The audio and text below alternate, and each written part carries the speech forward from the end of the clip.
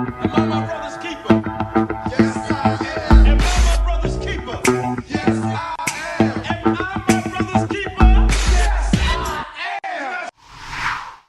am. Nino Brown Boxing in the back in the building. Shout out to the LDBC. Don't forget to hit that like button and subscribe. Man, oh man. So, we got... I really want to know what's next for Jermell Charlo. We all know he's coming off of a loss. I'm really trying to figure out what particular road is he going to take coming off of his first career loss. Now, I haven't heard any recent interviews from Jermell Charlo, any recent feedback when it comes to what he thinks about the whole Tony Harrison fight. And maybe an interview out there. If it is, put the link in the comments section. But from what I know, Jermell Charlo believes that he beat Tony Harrison. Now, if he truly believes that he beat Tony Harrison, and there was a bunch of outcry from a lot of fans saying that Jermell Charlo was robbed, not me. Nino Brown Boxing said prior to this fight that Tony Harrison is a dangerous opponent for Jermell Charlo, and it came to fruition. Definitely was true. He got his first loss. I don't care if you want to call it a robbery or whatever you want to call it. He has a blemish on his record, and he's no longer the WBC 154-pound champion. So, to me, I feel Jermell Charlo's next opponent will speak volumes on what he truly believes happened in that Tony Harrison fight. If it's just a tune-up, if it's some, I don't like to use the term bum, but if it's a soft touch compared to the other opposition and available opposition in the division, it's going to tell me that, it's some truth behind, it's basically going to let me know that he feels that he lost that fight in some capacity, even if he may have felt that he lost it extremely close or it could have been a draw. If he picks a soft touch, I feel like some of the confidence that he had has definitely declined. Now, I don't know what would be the perfect opponent for him. Me personally, I feel like Jermell Charlo needs to face Erislandy Lara. I do believe that Jermell Charlo is one of the top guys at 154. I've said in plenty of videos in the past that Jermell Charlo doesn't have a leg to stand. Like, even prior to him losing his title, he didn't have a leg to stand on when it came to Jarrett Hurd. I truly believe this because Jermell Charlo became a champion at 154 before Jarrett Hurd did. And he had an opportunity to unify with Erislandy Lara simply because Jarrett Hurd didn't face Tony Harrison for that IBF strap yet, and it was plenty of opportunity for him to. Jermell Charlo did not take advantage of trying to unify with Erislandy Lara. I didn't hear him say, I'm at your neck, Lara. I want that fight. Now I've heard them talk about, he'll be open to it, but he was somewhat polite about it. And then Jermall intervened and said, oh no, y'all not gonna fight. Forget that. Jermall don't sign your checks, Jermell. And he's moved up. He's gone to middleweight. I look at it like this. He had the opportunity to face Lara, and he didn't. Jarrett Hurd took that opportunity, and he was victorious. And now he's a unified champion at 154. He's a top guy. He's a top dog. Jermell coming off this loss, he needs to redeem himself. Like I said, I like Jermell Charlo a whole lot.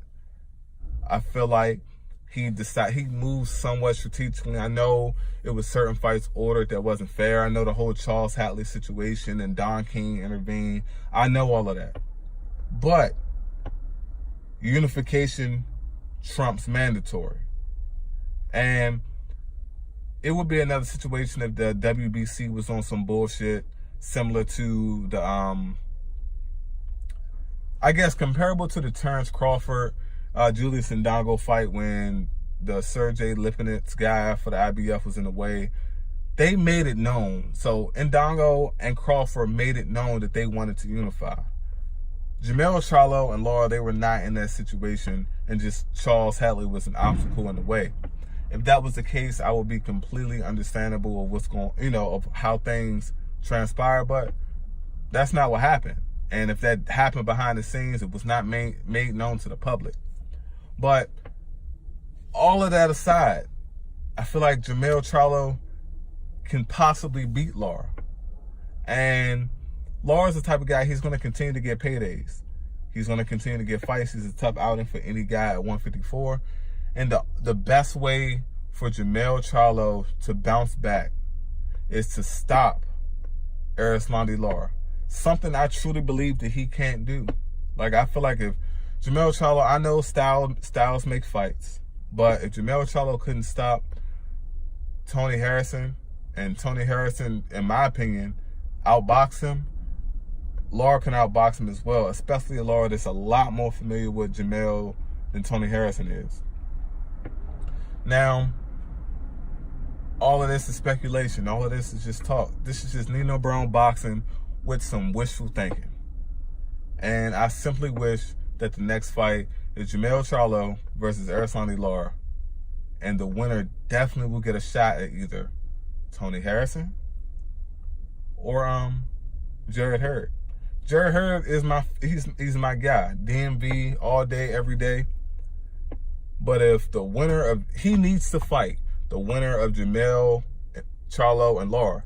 It's no other fight there unless Jaime Munguia is going to come out of hiding.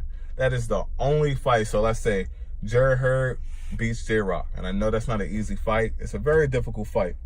But if Jarrett Hurd beats J-Rock and Lara and Jermell Charlo get in the ring, and let's just say Jermell Charlo wins, under no circumstance,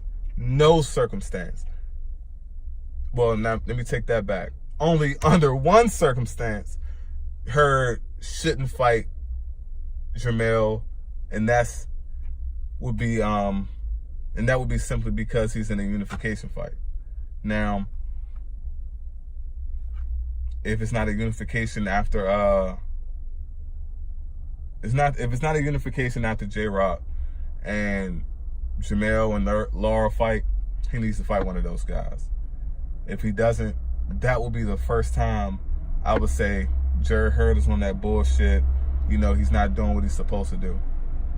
If it's not a unification. Oh yeah, and I can't forget about Tony Harrison being the WBC champion as well. So if it's not a unification, he needs to fight those guys if they fight one another. Now, all of this is a lot of speculation. It's a lot of talk, and it's a lot of what if and what could possibly happen. And at this point, the ball's in Jermell Charlo's court.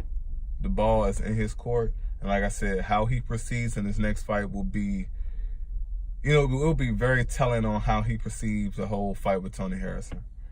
And I'm very curious to see what's next for Tony Harrison as well. But guys, it's Nino Brown Boxing. Shout out to the LDBC, and I'm out.